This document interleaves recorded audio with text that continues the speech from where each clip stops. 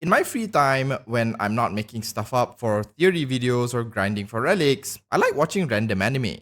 I recently got into watching the isekai My Instant Death Ability is So Overpowered. The story wasn't anything to write home about, but the main character's ability was rather interesting. He could induce death to practically anything he wanted, with basically no limits.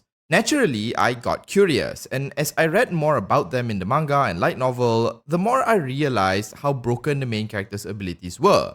But what's even more interesting is that the concept behind their abilities actually reminded me a lot of a certain path in Star Rail, Finality.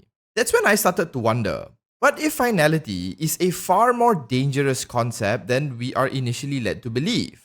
So much so that they might be an even bigger threat than the more destructive paths of Star Rail if they were to ever take the initiative. That's what I want to discuss in this video, the cosmic level horror that Finality could end up becoming.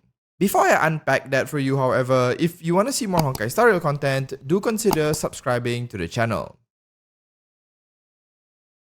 This particular video is going to mostly focus on the path of Finality and its Eon Terminus. While there really isn't any story related to them right now, there might be some stuff I mentioned here that can be considered spoilery. So just to be safe, consider this your obligatory spoiler warning.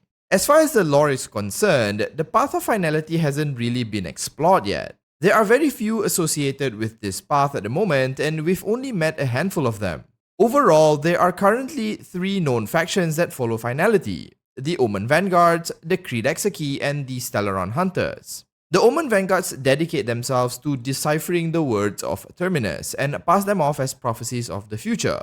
This practice of extracting prophecies likely originated from Terminus's description, who was observed by some to be murmuring random words as they travel back to the past. Given they represent the endpoint of existence, those among the Vanguard have assumed that these random murmurings are descriptions of future events. So the Omen Vanguards spend their time listening to the ramblings of Terminus and interpreting them as prophecies. The Creed Exeki, on the other hand, are slightly more fanatical, as they view Terminus as a literal god and basically worship them.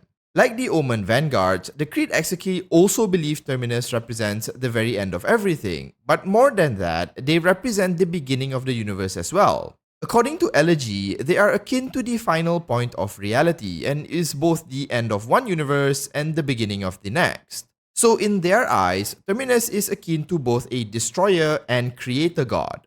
Finally, you have the Stellaron Hunters, who despite being lumped together with these other 2 factions, are likely not devout followers. I mean, Elio likely has some connection with Terminus and Finality, given he is said to make use of prophecies and can even see the strands of destiny, but the rest of them are just following Elio and not the Eon themselves. While these factions are spoken about occasionally, very little is known about them, and as such, even less is known about their patron god. Even in the databank descriptions, Terminus is sparingly spoken about. It mentions that the Eon of Finality is described as an apparition that travels across the universe, murmuring a prophecy that is destined to be fulfilled. What this destiny is currently unclear, but many believe it's related to the end of the universe. Now, despite very little known about them, a few things are consistent among these different sources of information. Terminus represents the end of everything. They know how things will happen simply because they have been to the very end, and they are literally the last thing that will exist before the next universe is born. To put it simply, they are without a doubt the last point of existence, and Finality was even originally called the End, but this was changed in version 0.7. So if we accept that Terminus and Finality represents the literal end of everything, why do I claim that they are far more horrific than what we currently know about them? Well, it's mostly because of this guy, Yogiri Takato. Like I mentioned in the intro, I learned about this character from an anime I recently watched on a whim. The main character has the overpowered ability of killing anyone he wants. If he points at someone and wills their death, they die. If he feels they are threatening him or senses even faint bloodlust, they die. If he just utters the word, "You over there, please die," then they die. Even if the enemy is really far away and just thinks about doing harm to him, he can manifest their death just through thought alone or even instinctively. It doesn't even matter how strong they are or if they were literal gods. As long as he activates his abilities, they will die. Those that are partially affected by his abilities are also unable to repair what has been marked for death, as this death is permanent. I know how confusing that sounds, but let me explain. One of the main antagonists in the anime has the ability to regenerate any part of their body, though I'm super simplifying this.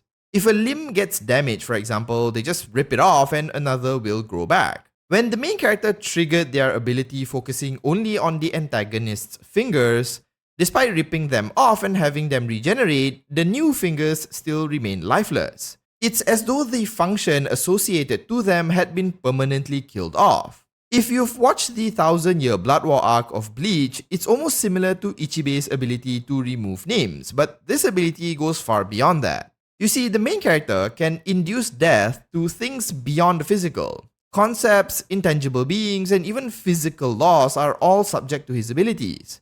Throughout the anime, it's hinted several times that he is a calamity-level being, but nobody really knows of his origins or the source of his powers. So I got curious and started reading up on what his true abilities are and who he really is, and it got to SCP levels really fast.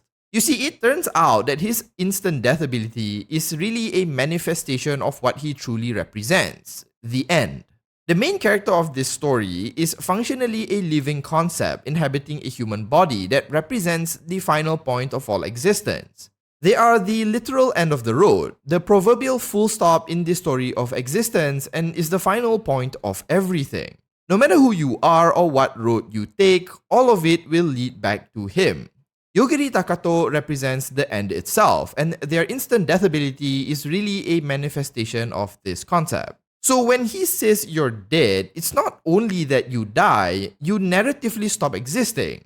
He has essentially brought you to the very end of your own story, and there is nothing else beyond that. Because of this, his ability transcends logic and causality.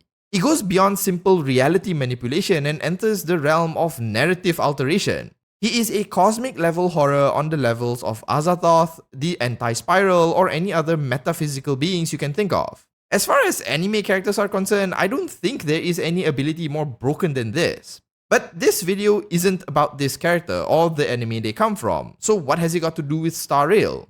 Well, conceptually speaking, isn't Finality and by extension Terminus pretty much the same thing? Finality and Terminus represent the endpoint of the universe itself, albeit the endpoint of Star Rail. Whether the Stellaron Hunters or Nanook or whoever else wins at the end of the story, the universe will still end, and Terminus will be there waiting. If Finality does indeed represent the end of existence and the story itself, it's very likely that the same abilities can be harnessed by those channeling Finality. Imagine if an emanator of Finality could forcibly send anyone they want into the final points of their story or existence. It would instantly end them, given it's the literal end of their existence.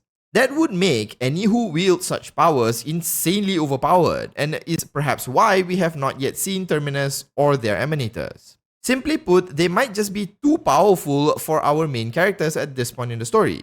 Now, I'm not saying that Terminus and their emanators do indeed have this power, but given they are conceptually similar, it's not completely out of the question.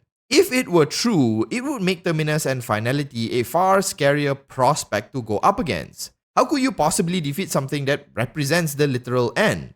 That's why I think they've made Nanook and Destruction the main big bad, because at least with those guys, you can actually fight back. It might be that at the very end, Star Rail's story is a cosmic horror in that despite defeating Nanook, the end will still arrive. Everything the Trailblazer has fought to protect still ends up disappearing, and all of this was basically pointless. Finality is a threat so incredibly potent that all you can really do is accept it. Of course, this is just one interpretation of Finality. Perhaps in the Star Rail universe, the personification of the end is far more restrained and their emanators aren't as powerful.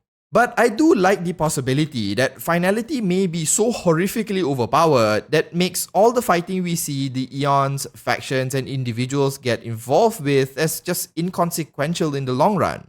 At the end of the day, everything must end, and Terminus will fulfill their duties. With that, however, I'll end the video here. To be clear, this isn't to be taken seriously. I just enjoy drawing parallels between Star Rail and other things that I've seen or read in media. I mean, I've even proposed the Nameless are really the One Piece Straw Hat crew. This is just a fun way for me to forcibly merge two different things together, so just take it with a grain of salt. Do you think Finality really is this strong, or will they be far more restrained? Share your thoughts in the comments. If you found the video entertaining, do consider liking and subscribing to the channel. Thanks so much for watching, and as usual, have a nice day.